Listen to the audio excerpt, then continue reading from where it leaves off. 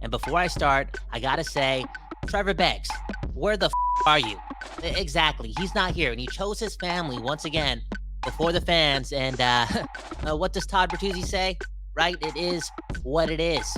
Anywho, let's talk Alain Vigneault today. Yes, he retires. We got to remember 2011. We got to remember his role in Vancouver Canucks history. And also, my guy, Beggsy, wrote an article about Teddy Blueger. So let's go through that and some more on today's episode of Locked On Canucks. You're Locked On Canucks, your daily podcast on the Vancouver Canucks. Part of the Locked On Podcast Network, your team every day.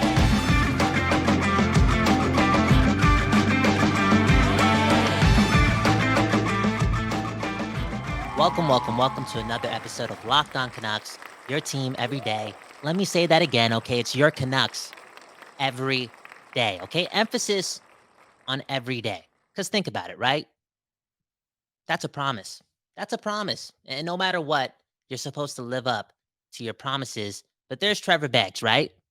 There's Trevor Beggs saying, you know what?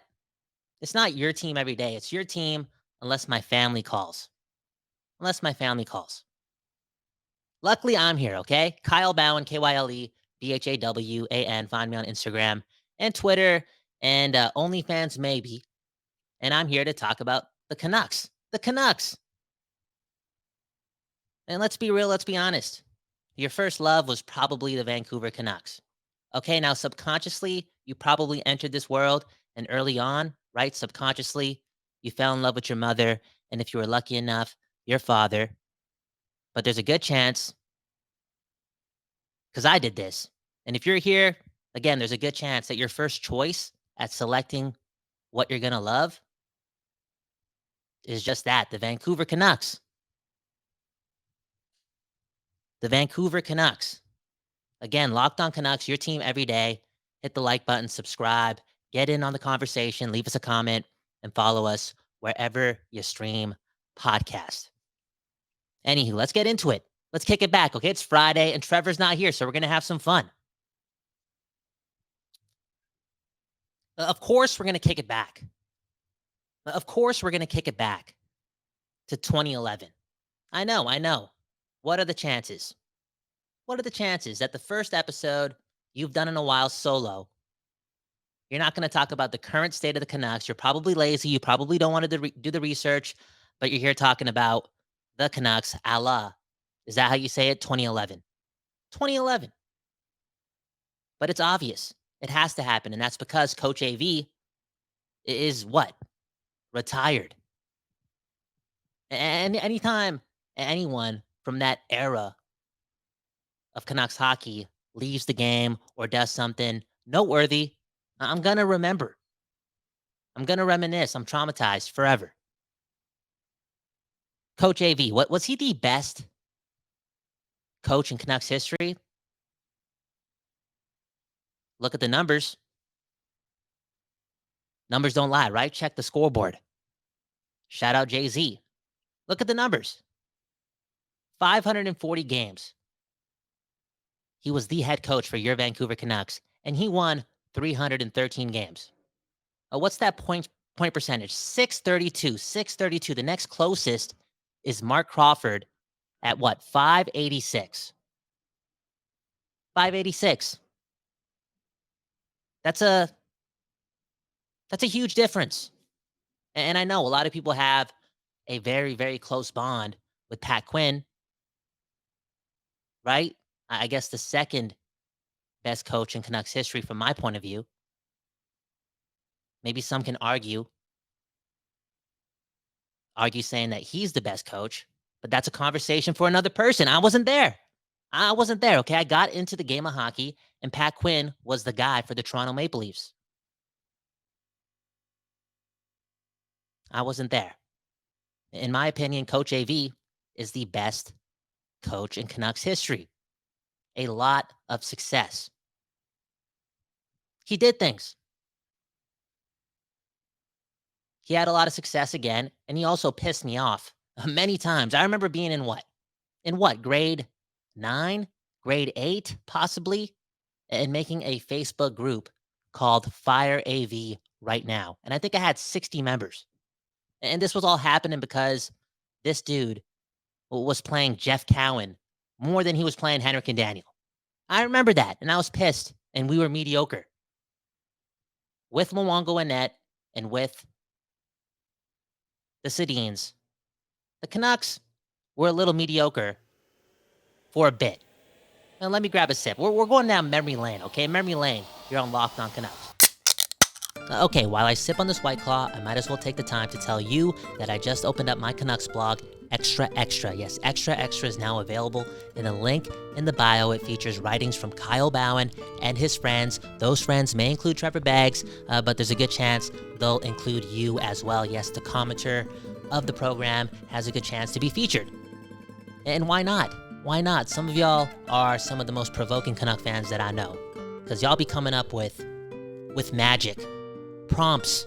Okay, I think that's what the kids are calling it these days. Anyways, today's blog post features a lot about Pettersson. Okay, this dude's important, and we also wrote about why I think Rutherford and Alvin may believe that wingers, yes, wingers, connect to winning, and why they may have to believe that. And again, it has a lot to do with Pettersson. Okay, next season matters not because they have to win the cup, but because they may have to impress Elias Pettersson. Anyways, I'll put the link to it in the bio below. Let's get back to the program. Emphasis on being mediocre for just a bit, because Alain Vigneault had this team going at full throttle for what seemed to be a lot of time. Now, they were close to being the best for what, 2 to 3 years in the standings in real life? But inside the city, I feel as if there was a 5-year stretch where there was so much belief and so much hope and so much energy and so much talk about us winning the Stanley Cup. And that's a great time to be a fan. The best time to be a fan, right? When the hockey games matter. Something that has not mattered in this city for so long. Think about it. For days and days and days and months and months and months, and now years and years and years, we live in assumption when it comes to the Canucks. We're talking about their roster and management and draft picks. The draft matters so much. Again, we're living in assumption. We're not caring about the ice hockey games. And it's best being a Canucks fan when those games matter. And AV supplied that for half a decade. And everyone in that organization really, really tried to do everything. And they were ultimately one game away from doing sometimes it feels like this, the impossible. And that's bringing a Stanley Cup to Vancouver for the first time in the history of life. All in all, again, when people from that organization at that time leave the game or do something noteworthy, I got to feel it. I got to think about it. And I got to think. And I was driving to the studio today, and I wanted to ask you the question and myself. I think it's obvious to say it was a mistake to replace AV with Torts. Now, was there a coach out there that they could have hired that would make this organization less of a joke? Because that was really the start of being close to the top to going all the way to the bottom, being the joke of the NHL. It seemed as if it happened in what, a year? And Tortorella had a lot to do with that. I'm sorry. And that's because he didn't care. He didn't care. One of the dudes at the top who was running this organization, and at the time, a really respectable organization, did not give a fuck about being the coach of the Vancouver Canucks. And I know what some of you are saying, right? What about the Calgary thing? Going into the dressing room, causing a scene. Didn't that show a lot of care? Dude, this guy lived in America still, didn't he? He wasn't a part of the city. He didn't care as much as he should have. So should they? Well, again, the answer is obvious. They obviously should have hired somebody else. That was a 1-year explosion, catastrophic experiment that just went so wrong. And it really altered the course of this organization. So, yeah, what if they hired somebody else? And I think at the time, it was what? Lindy Ruff, Scott Arniel, and John Stevens. Was that the name? I don't know if any of those guys make the Canucks contenders still. Not the like greatest of head coaches. I know Lindy Ruff has had a long track record, but yeah, he's had a really, really long track record. He's been around forever in the NHL. But again, I don't know if he's the catalyst of coach that can really drive quote unquote play from not being on the ice, if you know what I'm saying. But yeah, I don't know if those guys take them there, but do they allow this team to avoid embarrassment? Because it really, really started with John Tortorella, and I think he had a lot to do with it. He never cared. Never did. And I'm saying this knowing that a lot of the players did respect him. I think that's been very, very open. They talked highly about his intensity and thus making my statement pretty much full of BS because they would know. But, somebody ask somebody who loves this city. If you're going to coach the Vancouver Canucks, live here, breathe the air, be us, right? We're all Canucks. We're all Canucks. Am I acting like a greedy fan? Maybe. Maybe. But I think it matters. We are all Canucks. This guy was living in America coaching the Canucks. Come on, what is this? You were just John Tortorella. Yeah, one cup. One cup, I know. That's great. That's great. Come on, though, man. Come on. Come on. Being a little extra. I don't even think John Tortorella deserves that.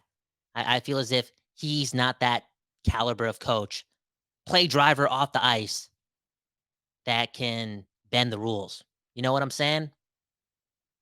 That was never going to work. Anywho, Locked On Canucks, your team, every day. On the other side, we'll talk about Teddy Blueger because Beggsy's not here, okay? But he did write an article. He had the time for the writing, but not the time for you because apparently it's not your team every day. Apparently, Beggsy, man. It is what it is, right? Anyways, your team every day here on Locked On Canucks. Kyle Bound talking to you. Let's cut to break. Let's support one of our sponsors, and let's keep doing this. And that's talking the Vancouver Canucks. See you on the other side. Anyways, if you're into MLB, take your first swing at betting MLB on FanDuel. Get 10 times your first bet amount in bonus bets up to $200. Hey, I might just get an MLB just for the money. Let's go. Hey, that's right. Just bet $20 and you'll land $200 in bonus bets. Win or lose. That's $200 you can spend betting on everything from the money line to the over-under to who you think is going to hit the first home run. All on an app that's safe, secure, and super easy to use. Plus, when you win, you get paid instantly. There's no better place to bet on MLB than FanDuel, America's #1 sportsbook. So sign up today and visit FanDuel.com/lockedon to get up to $200 in bonus bets. That's FanDuel.com/lockedon. FanDuel, official partner of Major League Baseball. Okay, you're back on Locked On Canucks, your team every day. Hit the subscribe button, hit the like button, follow us wherever you stream your podcast. Again, it's your team every day, and I really do appreciate all the love and support over the last couple of days. And it's ironic because I've spent so much time ragging on the dude, but Trevor Beggs, man, you are a hero because he's actually dealing with the most beautiful things in the world. Don't get me wrong, but it's real life. It's real life. And that family, that household, great people, supportive people, and their willingness to let Trevor Beggs hop on YouTube to continue what he started, to talk Canucks with, again, the people. The people during a time like this is something else, man. It's something else. A lot of courage from Trevor Beggs, okay? One love to Beggsy and one love to everyone watching Locked On Canucks or listening to us right now. And again, you know the deal. Love us or hate us. It's that thing we've always been told. We are all locked on Canucks. I mean, we are all Canucks. Anywho, Begsy doing the writing for Daily Hive, and he wrote something pretty interesting. Okay, 8 fun facts about new Canucks forward Teddy Blueger. Okay, remember the 1-year deal worth $1.9 million for that season, and I've said it multiple times. I feel as if the Canucks don't need to go to the auction. They don't got to do anything else. I know he's not that prototypical third line center for a contending team. I know that's pretty obvious, but the Vancouver Canucks need to be responsible. I need to do this one step at a time, okay? One step at a time. Take the next step before you start acting like a contender on the books, because for a long time we were acting like that when we were so far away from the prize, and we're still far away from the prize. That all being said, I think Teddy Blueger has an opportunity here. He can push Niels Amon too, right? That's important. Not even just for next season, but the year after that and the year after that. Maybe Blueger replaces Amon. Think about that, because as stated on on past episodes, the UFA market for centers next offseason, not bad. Not bad at all. Anywho, Teddy Blueger, 8 fun facts about this dude.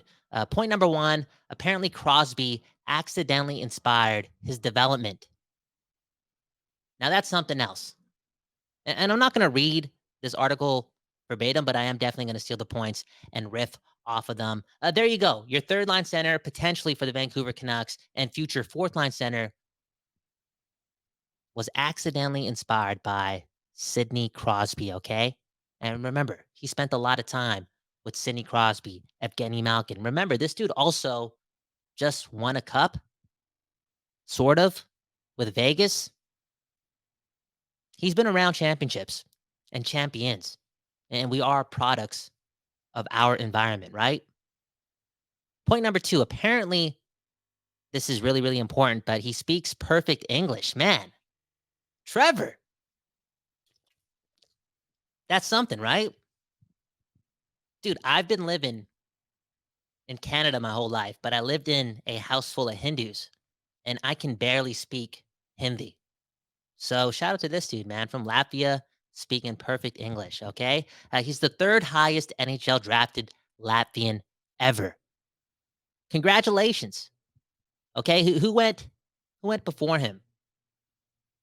Zegmas Gergensons. I think that's a Buffalo guy, right? 14th overall in 2021. Is he a Buffalo guy? Oh no, sorry. Am I getting this right? I think so. Anyways, he was drafted 14th overall in 2021, a Latvian. Shout out to Zegmas. And then we had Sandis Ozilic, 30th overall in 1991.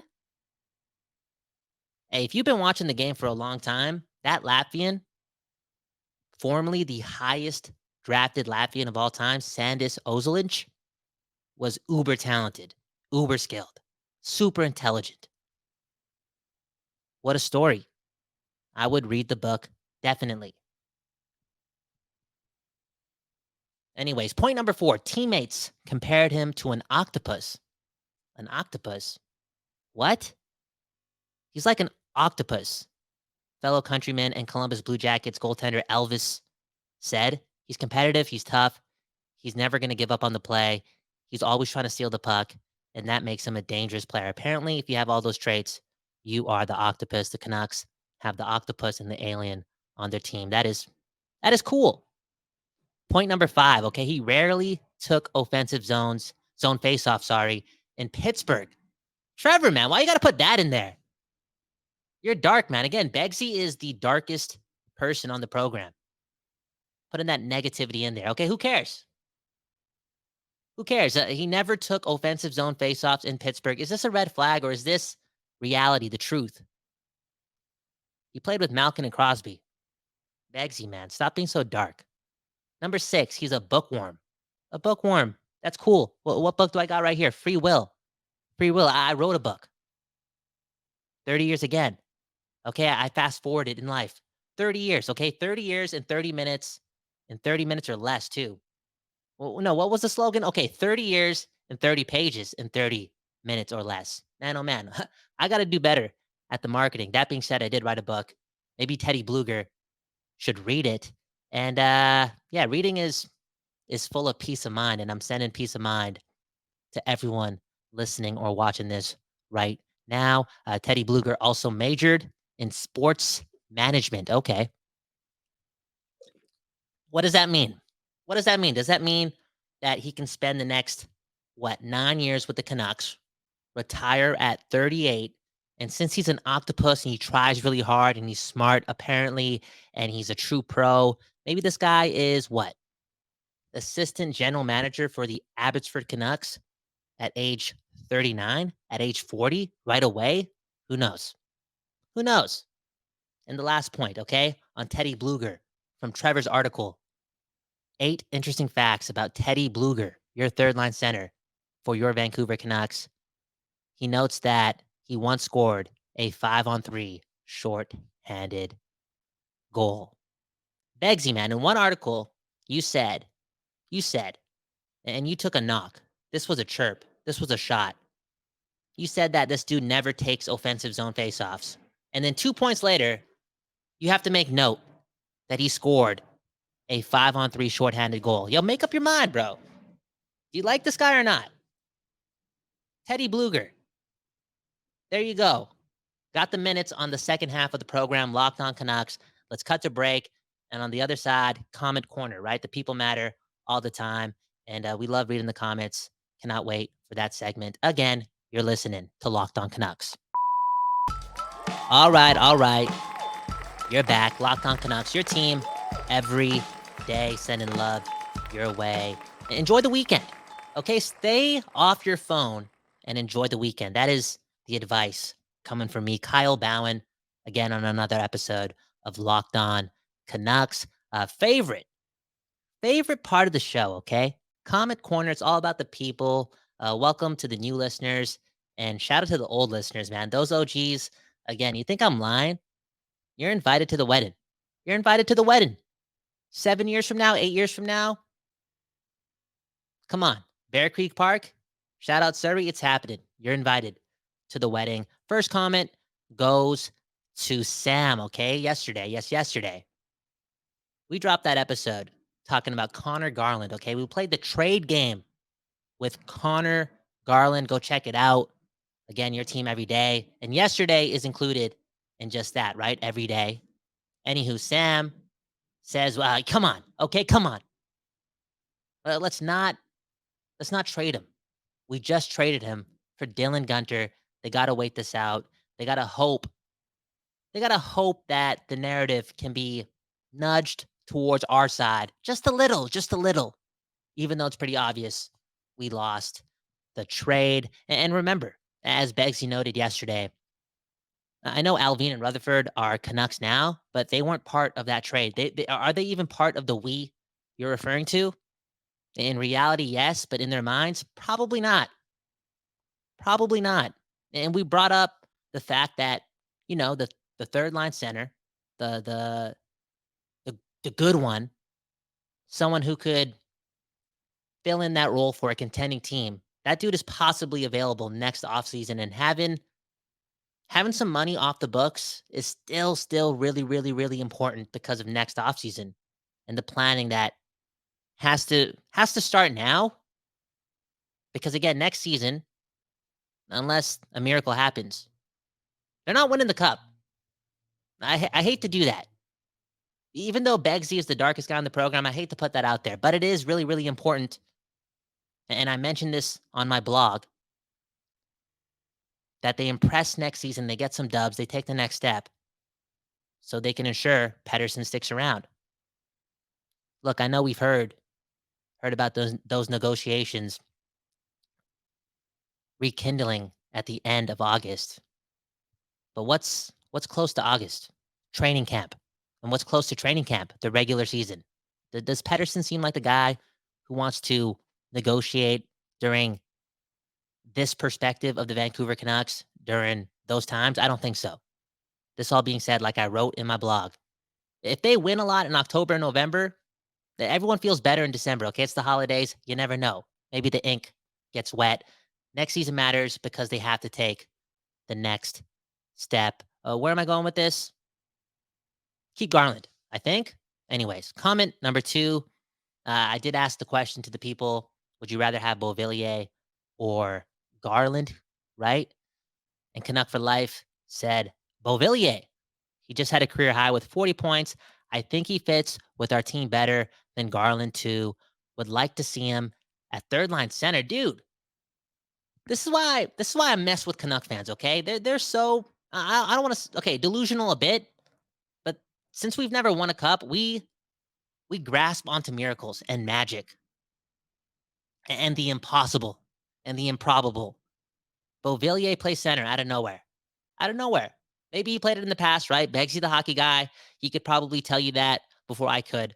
But I'm pretty sure this guy's not going to be the third line center unless he's taking 7,000 faceoffs a day starting now. For real. For real. They need certainty in their structure in their lineup, and they need a centerman to play third line C for your Vancouver Canucks. Next comment goes to a lot of people, okay? One person did ask, Adam, and he's putting this out there. I blame Trevor for putting this into the universe, but I think he pretty much brought up how if there's no deal, could you see Pettersson, yes, Pettersson, EP40, the guy, the main character, being traded at the deadline? Look, if the Canucks suck next season and he's not signed, you best believe there's a strong chance of that happening, okay? More comments. Why not? Who else do we have here? Okay, the real AT. He asked us, how did we survive in Surrey, British Columbia, growing up there? And man, oh man, I went to the best high school ever, okay? Shout out to Enver Creek. A lot of leading with love there. And I don't know where Trevor Beggs, well, actually, I do know where Trevor Beggs went to high school. I think Sullivan. Shout out to Surrey again. I don't know if it was the same situation there. Like, I don't know if Trevor can stand on the throne and say, I went to the best high school ever. It was a beautiful experience. I don't know. I can say that, but I don't know if Trevor can say that. But there may be a good chance too, because Trevor is so fucking groovy. Sorry for swearing, but he's a nice guy. He's a hippie. And he came out of Surrey. Yo, there's a lot of nice people in Surrey, a lot of beautiful people in Surrey. And one day, it's not going to be so infamous. Let's be real. Let's be honest. The future lives there. And if the future was a little bit more now, you know what I'm saying? You know who I'm talking to? Again, the card, the title of being infamous will somehow, and it would be somewhat of a little bit of a miracle, it would disappear. Anywho, Locked On Canucks, your team every day. That was another episode. My name, Kyle Bowen. Subscribe, hit the like button. Again, follow us wherever you stream your podcast. Leave us a review. Why not? Why not? It's your team every day. One love to Trevor Beggs, wherever you're at. Are you playing catch? Are you playing catch with your son? Dude, relax. I wouldn't be surprised if Trevor already has his 1-month-old son on skates. You want to talk about a future aggressive hockey dad? Beggsy, maybe that guy. In fact, I wouldn't be surprised if Trevor's already taken his baby boy swimming too. Again, a hippie. I've seen the videos. Anywho, Locked On Canucks, your team every day. One love. One love. How does Trevor sign out here? I don't even know. Can I just say what I normally say? Have a good morning, a good afternoon, a good night. We don't know when you're watching or listening to this, but we'll see you on Monday. Peace.